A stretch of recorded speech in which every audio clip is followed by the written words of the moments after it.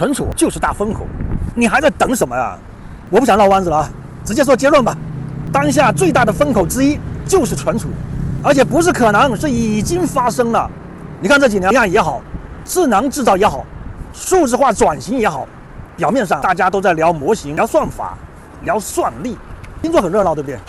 但真正在一线干活的人啊，都清楚一件事：数据先落地，你得让数据先落地，那么价值才谈得上能起飞。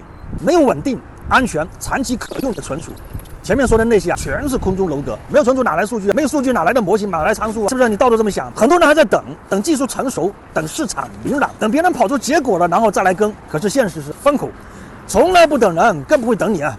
等你看明白了，你的位置早就被占了。过去10年，算力吃掉了最多的红利，接下来的10年，现在该轮到存储站到台前了。这不是我一个人的判断，而是整个 AI 圈的他们集体的认识。因为数据开始被当成资产了，而资产是要有人看、有人管、有人守的。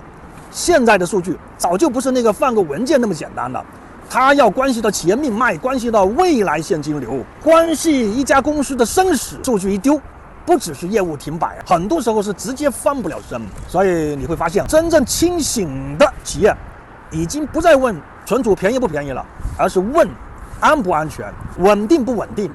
10年后这些数据还能不能用？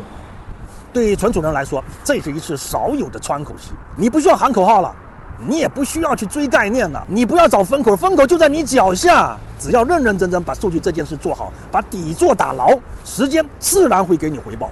风口，很多人在各个行业里面不停地追风口，它不一定每天都有，但是现在存储这个风口一旦形成趋势，留给优异者的时间其实很短的，赶紧上车。我们看存储20多年啊，从大国重器到中小企业，一直在为中国制造打造最稳最强的数据基础设施。